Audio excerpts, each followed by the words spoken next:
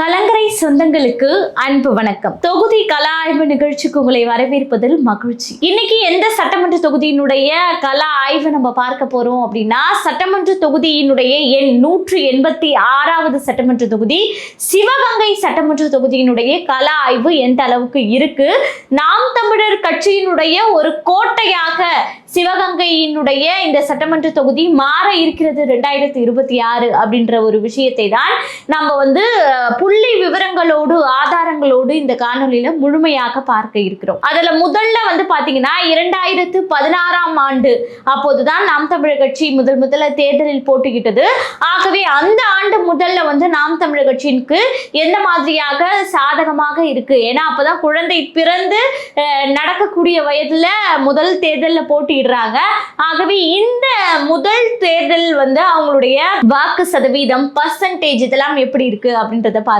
அதுல 2016ஆம் ஆண்டு சிவகங்கையினுடைய சட்டமன்ற தொகுதியில் போட்டியிட்டவர்கள் அப்படின்னு பாத்தீங்கன்னா, ஏடிஎம்கே சார்பாக பாத்தீங்கன்னா ஜி பாஸ்கரன் அப்படின்றவங்க போட்டியிடுறாங்க. 81,697 வாக்குகளை பெறுறாங்க.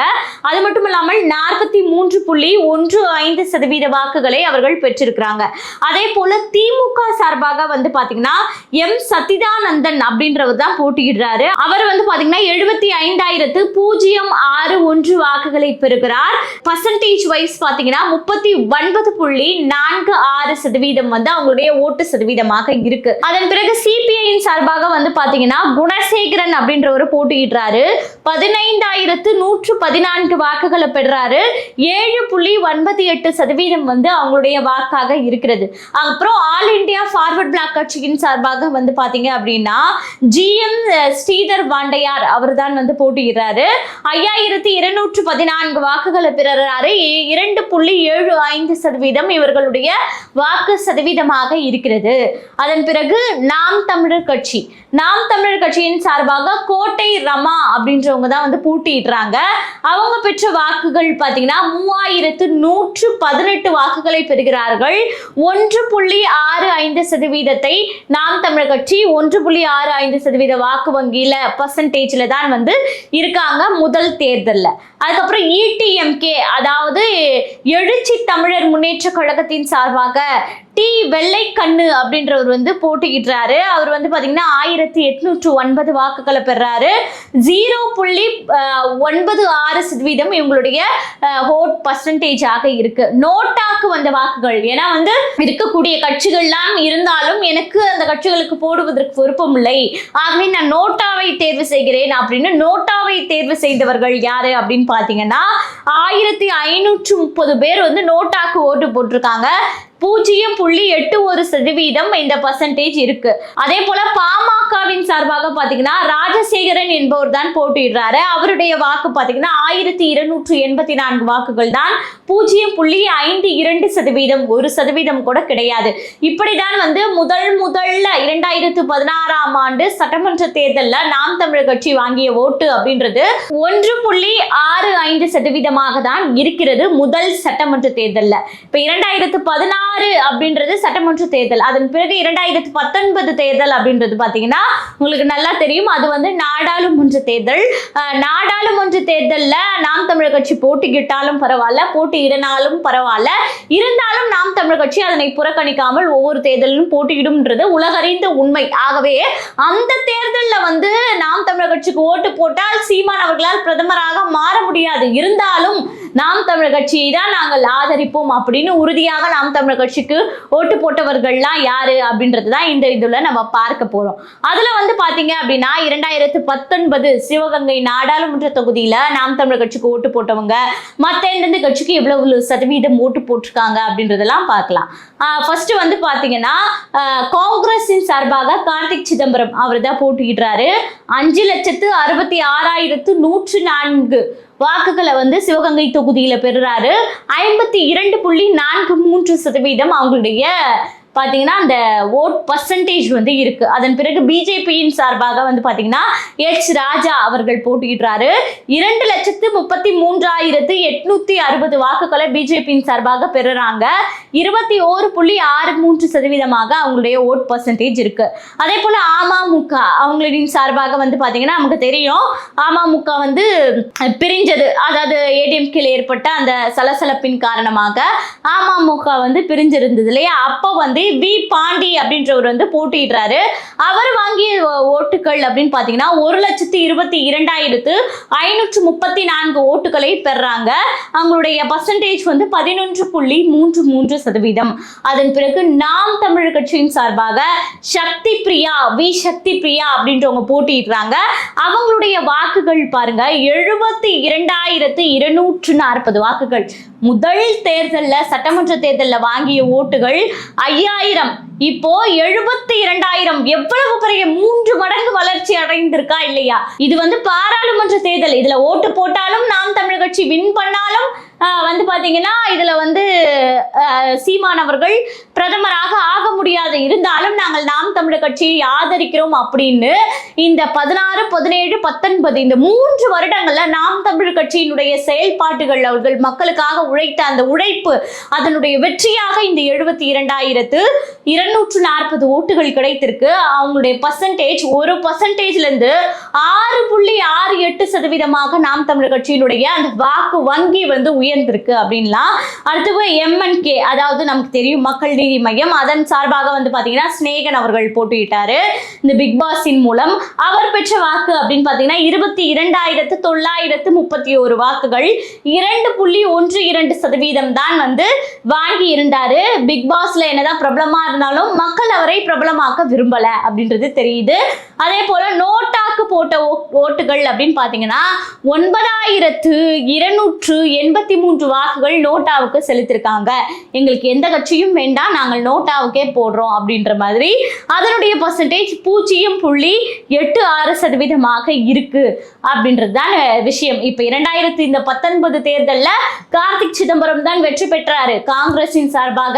இதன் பிறகு அடுத்து 2024ல இவங்களுடைய ஓட்டு எந்த அளவுக்கு குறைஞ்சிருக்குன்றதையும் பாருங்க. நாம் தமிழர் கட்சியினுடைய ஓட்டு எந்த அளவுக்கு வளர்ந்திருக்குன்றத பார்க்கக்கூடிய நம்ம இந்த காங்கிரசினுடைய கோட்டையாக இருக்கக்கூடிய இந்த சிவகங்கை தொகுதியினுடைய இந்த ஓட்டு எந்த அளவுக்கு குறைஞ்சிருக்கு அப்படின்றதையும் நம்ம நல்லா நோட் பண்ணி ஆகணும். அதே போல நம்ம அதன் பிறகு வந்து சந்தித்த தேர்தல் அப்படின்னு பாத்தீங்கன்னா 2021 சட்டமன்ற தேர்தல். ஏடிஎம்கே சார்பாக போட்டியிட்டது யாரு அப்படின்னா PR செந்தில்நாதன் அப்படின்றவர் தான் போட்டியிடுறாரு. 82,153 வாக்குகளை வந்து பெறாங்க.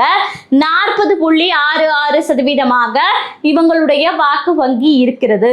சிபிஐ கட்சியின் சார்பாக குணசேகரன் போட்டியிடுறாரு. 70,900 வாக்குகளாக இவங்களுடைய வாக்குகள் இருக்கு. 35.09% இவங்களுடைய வாக்கு இருக்கு. அதே போல நாம் தமிழர் கட்சியின் சார்பாக ஆர் மல்லிகா அப்படின்றவங்க போட்டியிடுறாங்க. 22,500 வாக்குகளை பெறாங்க. இவங்களுடைய ஓட் பர்சன்டேஜ் வந்து பாத்தீங்கன்னா 11.14% இருக்கிறது. இதுல வந்து நீங்க இந்த சட்டமன்ற தேர்தல் பாராளுமன்ற தேர்தல் வித்தியாசம் தெரியும். சட்டமன்ற தேர்தல், அதாவது போன சட்டமன்ற தேர்தல்ல 2016 சட்டமன்ற தேர்தல்ல நாம் தமிழர் கட்சியின் பெற்ற வாக்கு சதவீதம் 1%. இப்போ 2021ல வந்து பாத்தீங்கன்னா நாம் தமிழர் கட்சி பெற்ற இந்த வாக்கு சதவீதம் வந்து 11.14% இருக்கு.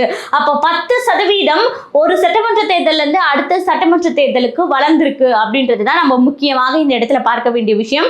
அதன் பிறகு அமமுகவின் சார்பாக அன்பரசன் அப்படின்ற ஒரு போட்டியிட்டாரு. அவர் வாங்கிய ஓட்டுகள் 19,824 வாக்குகளை பெறாரு. 9.81% இவங்களுடைய ஓட்டு இருக்கு.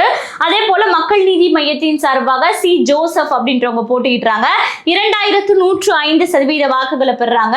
1.04% இவங்களுடைய வாக்கு இருக்கு. அதே போல வந்து பாத்தீங்கன்னா சுயேட்சையாக போட்டியிடுவது விஸ்வநாதன் அப்படின்ற ஒரு போட்டியிடுறாரு. அவர் 1,332 வாக்குகளை பெறாரு. 0.66% ஓட்டு இருக்கு. அதே போல நோட்டாக்கு போட்டது 1,270 ஓட்டுகள். 0.63% நோட்டாவினுடைய எண்ணிக்கை இருக்கிறது. அதன் பிறகு 2021 சட்டமன்றத்துல தான் நம்ம வந்து யாரை ஜெயிக்க வச்சோம், திமுகவை வந்து ஜெயிக்க வச்சு ஆட்சியை தூக்கி அவங்க கையில கொடுத்து நாடே இன்னைக்கு வந்து பாத்தீங்கன்னா பாலியல் வன்கொடுமையில இருந்து நிதி பற்றாக்குறையில இருந்து எல்லா பிரச்சனைகளும் நம்ம இந்த 4.5 வருட காலமாக படாத பாடுபட்டு கொண்டிருக்கோம் இந்த தமிழக மக்கள் அப்படின்னே சொல்லலாம். ஆகவே அந்த சட்டமன்ற தேர்தலில் வந்து பார்த்துட்டு நம்ம முடிவுகள் அதுல அதாவது குறிப்பாக சிவகங்கை தொகுதியில வெற்றி பெற்றது அதிமுகவை சேர்ந்த செந்தில்நாதன் அப்படின்றவங்க தான் வெற்றி பெற்றிருக்காங்க. ஆனா போன சட்டமன்ற தொகுதிக்கும் இந்த சட்டமன்ற தொகுதிக்கும் அதிமுகவோட வாக்கு வங்கி குறைஞ்சிருக்கு அப்படின்னே சொல்லலாம். 2024 பாராளுமன்ற தொகுதி மீண்டும் வந்து பாராளுமன்ற தேர்தல், 2 சட்டமன்ற தேர்தல் 2 பாராளுமன்ற தேர்தலில் நாம் தமிழர் கட்சி போட்டியிடுது.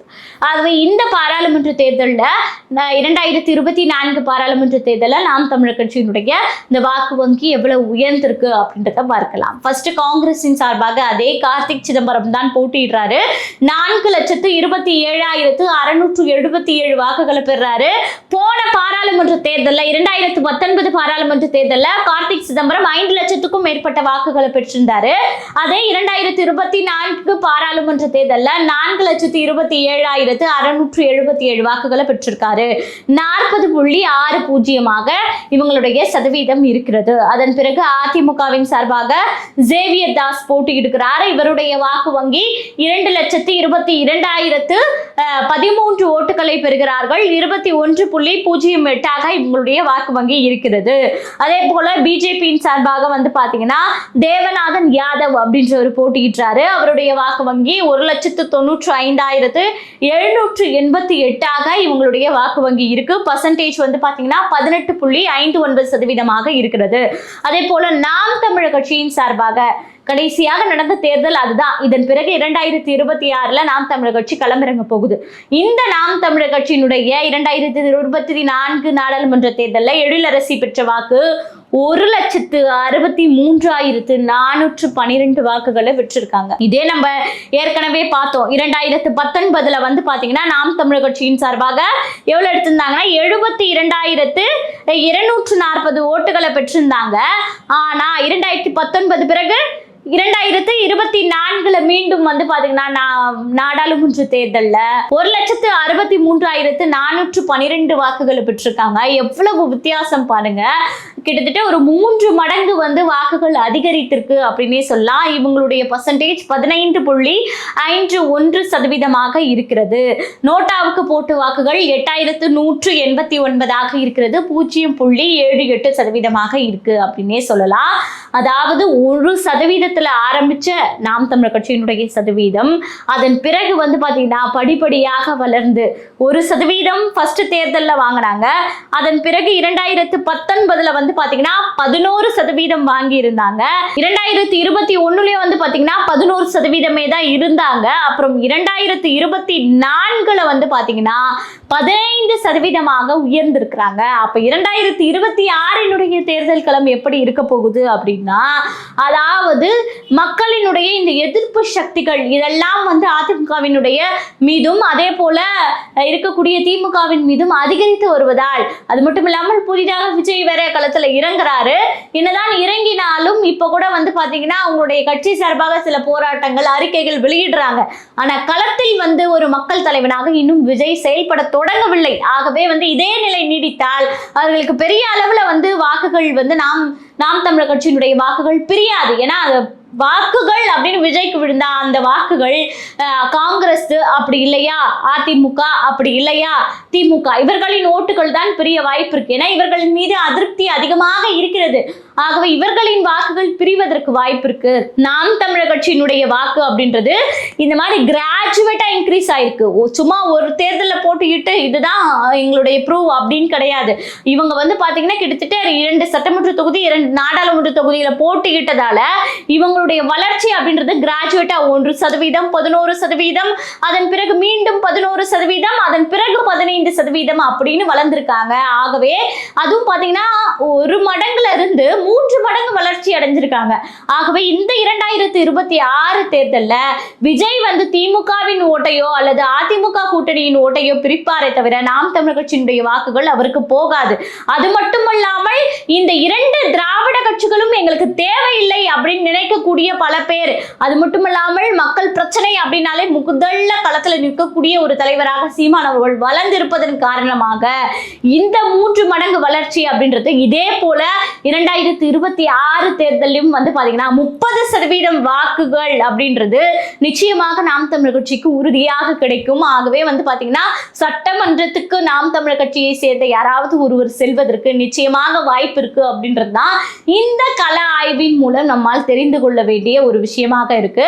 ஆகவே இப்படி புள்ளி விவரங்களோடு நம்ம வந்து பேசும்போதுதான் உண்மை என்ன அப்படின்றது மக்களுக்கு புரியுது. ஆகவே இது போன்ற கள ஆய்வு நிகழ்ச்சிகளை நீங்க தொடர்ந்து பார்க்கணும் அப்படின்னா கலங்கரை சேனலை சப்ஸ்கிரைப் பண்ணுங்க. நன்றி.